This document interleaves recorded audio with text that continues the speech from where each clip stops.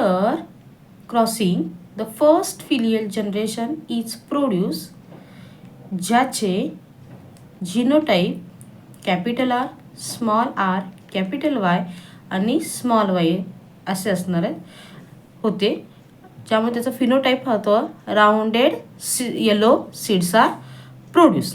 Okay. Then afterward त्यांना काय केलेलं आहे, सेल्फिंग, ते जे फर्स्ट फिलियल जनरेशनमध्ये जे प्लांट तयार झालेले त्यांचं सेल्फ क्रॉसिंग केलं आणि त्याच्यापासून सेकंड फिलियल जनरेशन तयार केली. ओके.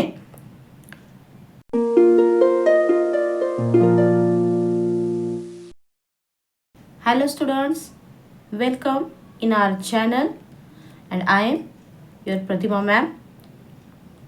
चला तर मग आपण आजच्या लेक्चरला सुरुवात करूया. So today here in this video we will see dihybrid cross. Okay, what is dihybrid cross? So before dihybrid cross you learn what is monohybrid cross. तुम्हाला माहिती आहे मोनोहायब्रिड क्रॉस कशाला म्हणायचं आहे, तर मेंडेलने जे एक्सपेरिमेंट केले on the P plant, so he study the contrasting character opposite, ज्यामध्ये काय सांगितलेलं डॉमिनंट अँड रिसेसिव्ह कॅरेक्टर, त्यांच्यामध्ये त्यांनी स्टडी करून क्रॉसिंग केलं होतं. ओके. तर मोनोहायब्रिड क्रॉसमध्ये एका क्रॉसच्या वेळेला एक पेअर यूज केली होती. So dihybrid, di means two. Okay, di means two.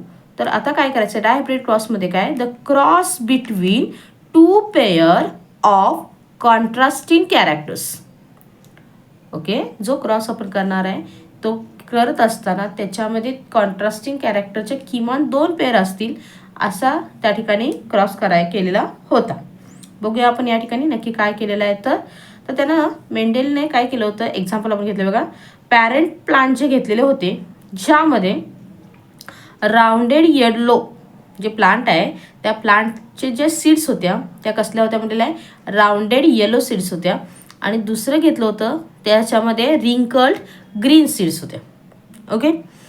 तर हा त्याचा फिनोटाईप आहे. फिनोटाईप म्हणजे काय, एक्सटर्नल आपण म्हणतो त्या ठिकाणी. त्याचं जिनोटाईप जो होता, so rounded. Okay, rounded yellow, it is the dominant and it is the recessive. तर माहिती आपल्याला डॉमिनंटला आपण कॅपिटल लेटर यूज करतो आणि रेसेसिव्हला स्मॉल. सो राउंडेड म्हटल्यावरती कॅपिटल आर आणि yellow capital Y. Here wrinkled, तर इथं जे लेटर यूज केले तेच आपण करणार आहे, फक्त स्मॉलमध्ये करणार. So small R, small Y. Okay.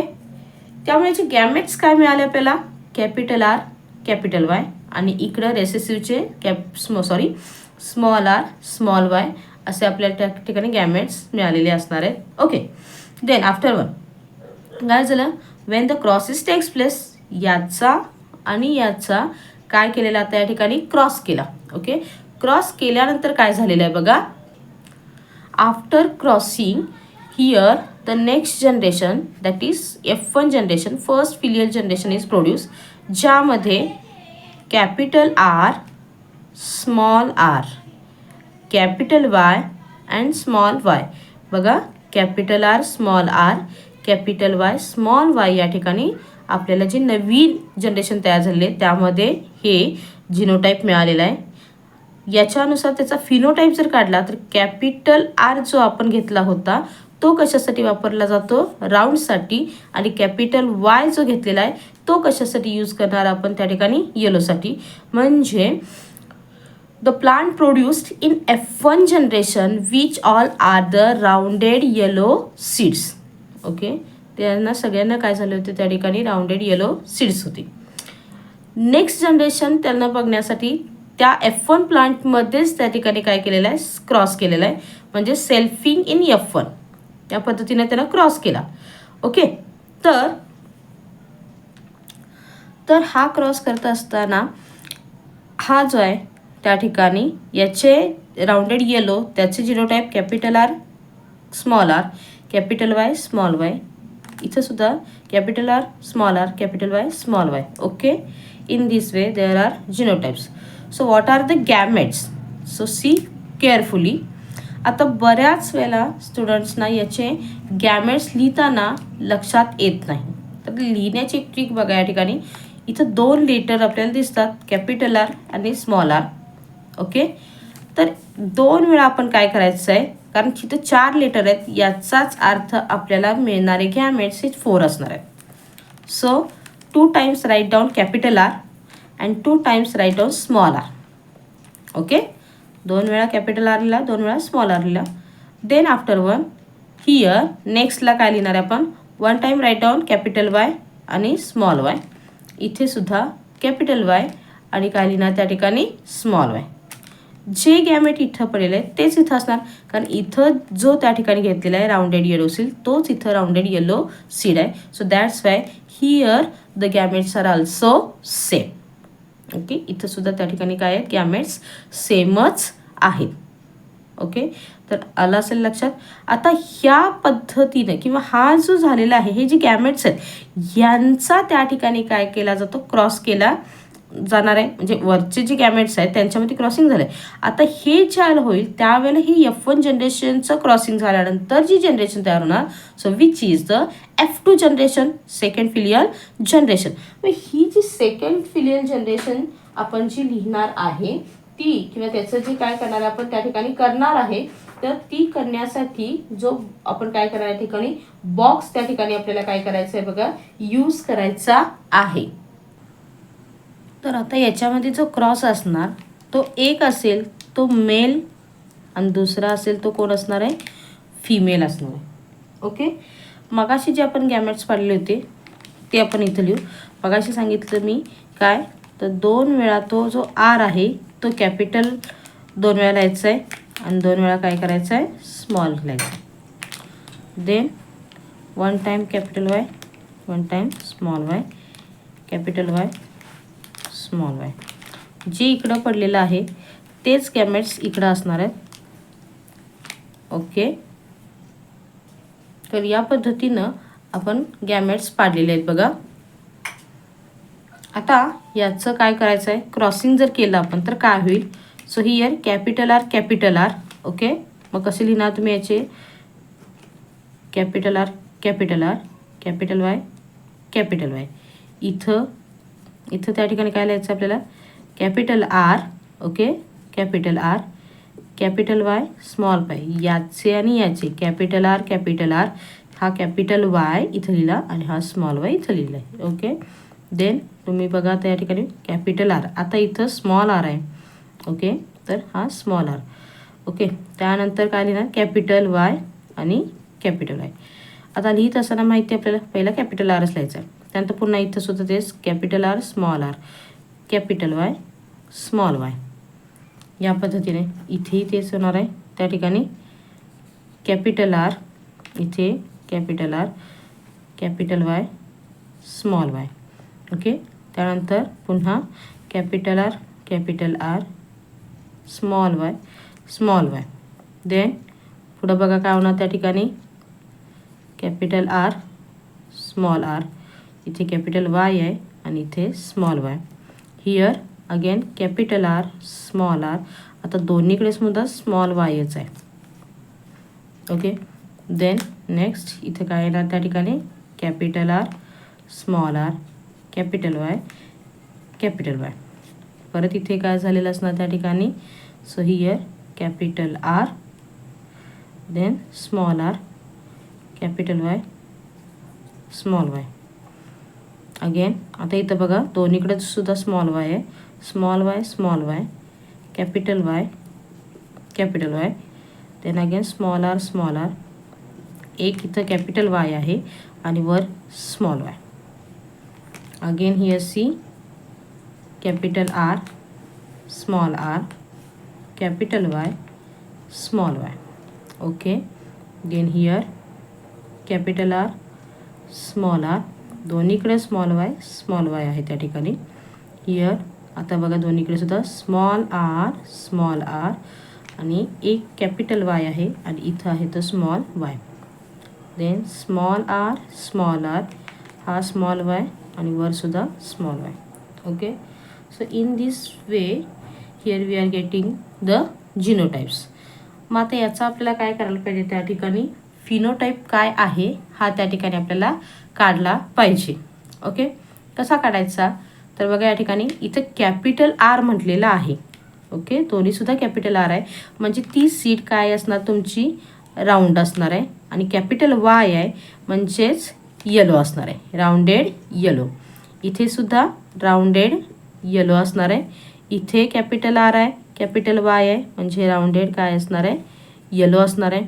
Capital R capital Y rounded येलोच. इथे पण तेच होतं त्या ठिकाणी. किती आली त्या ठिकाणी, राऊंडेड येलो. त्यानंतर इथं बघा त्या ठिकाणी कॅपिटल आर आहे. ओके, पण इथं मात्र काय झालं आहे, स्मॉल आहे. आता स्मॉल आहे, दोन्हीसुद्धा स्मॉल आहे, म्हणजे इथं रेसेसिव्ह कॅरेक्टर आहे, म्हणजेच कुठली आली तुमची इथं ग्रीन आलेली असणार आहे, राऊंड अँड ग्रीन. इथे पुन्हा कुठली आली तुमची कॅपिटल आरला राऊंड आणि इथं येलो. इथे राऊंड आणि इथे green. Here again round yellow, R capital Y that is rounded yellow. इथे नाव see here rounded, sorry, small r is present, that is the seed is not rounded, which is the wrinkled. Okay, and capital Y is the yellow. Here also wrinkled and the yellow. Okay, here capital R capital Y round and the yellow, capital R, but both are the small y, that is the green.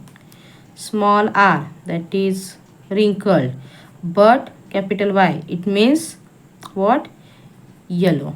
And the small r wrinkled, small y complete green.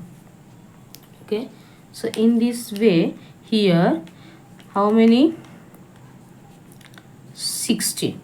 Okay, 16 genotypes we are getting. आपल्याला किती जिनोटाईप या ठिकाणी मिळालेले बघा, 16 जिनोटाईप्स आपल्याला मिळालेले आहेत. हा जो आपण बॉक्स केलेला आहे चेक्स बॉक्स लाईक टेबल जो केला आहे त्याला आपण कटला म्हटलं जातं, त्या ठिकाणी पनेट स्क्वेअर असं सुद्धा त्या ठिकाणी त्याला म्हटलेलं आहे. आता हे जे आपण काढलेलं आहे ह्याचा आपल्याला काय करायचं आहे, रेशो त्या ठिकाणी काढला जातो. 2 रेशो तुम्ही बघितलेला आहात मोनोहायब्रिडमध्ये फिनोटायपिक रेशो आणि जिनोटायपिक रेशो आपण काढला होता, बरोबर आहे. तर इथं सुद्धा आपल्याला काय करायचं आहे, तर फिनोटायपिक रेशो आणि जिनोटायपिक रेशो या ठिकाणी काढायचा आहे. फिनोटायपिक म्हणजे एक्सटर्नल कॅरेक्टरनुसार त्या ठिकाणी रेशो आपण काय करणार आहे, काढणार आहे. ओके, तर आपल्याला जे 16 प्लांट्स आपल्याला मिळालेले आहेत कुणामध्ये, तर F2 जनरेशनमध्ये, तर त्याच्यामध्ये आपल्याला या टाईपचे सगळे प्लांट्स मिळाले आहेत बघा. एक तर राऊंड येलो, त्यानंतर काय मिळालेलं त्या ठिकाणी राऊंड ग्रीन, रिंकल्ड येलो आणि रिंकल्ड ग्रीन मिळालेले आहेत. तर राऊंड येलो आपल्याला किती प्लांट मिळालेले आहेत बघा, 1 2 3 4, ओके, 5 6 7 8 आणि लास्ट वन हा काय आहे 9. So here we are getting the 9 round yellow plants. Okay, मिळालेले आहेत. देन सेकंड राऊंड ग्रीन बघायचे आहेत आपल्याला बघा या ठिकाणी. So this is 1 round green, 1 2 and here 3.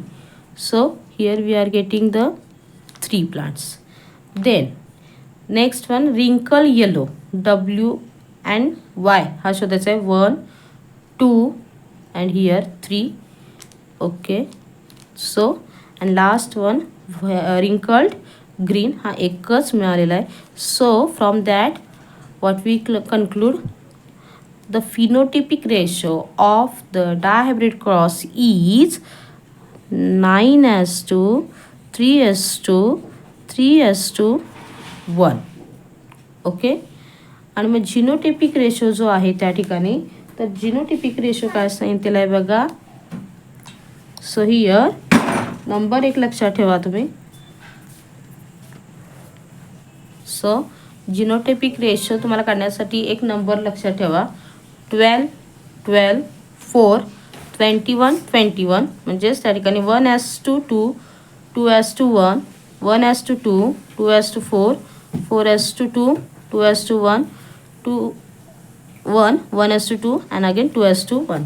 याची जर तुम्ही त्या ठिकाणी समेशन जर केला तर ऑब्वियसली काय आली पाहिजे, 16 येणार आहे. सी हियर 1 + 2 3 4 4 + 2 6 6 + 4 10 12 13 14, 15 आणि 16. Okay, so in this way you can remember our genotypic ratio of the dihybrid cross. Okay, I hope हा व्हिडिओ तुम्हाला समजलेला असेल. Okay, if you like this, please like, share and subscribe my channel, and thanks for watching my video.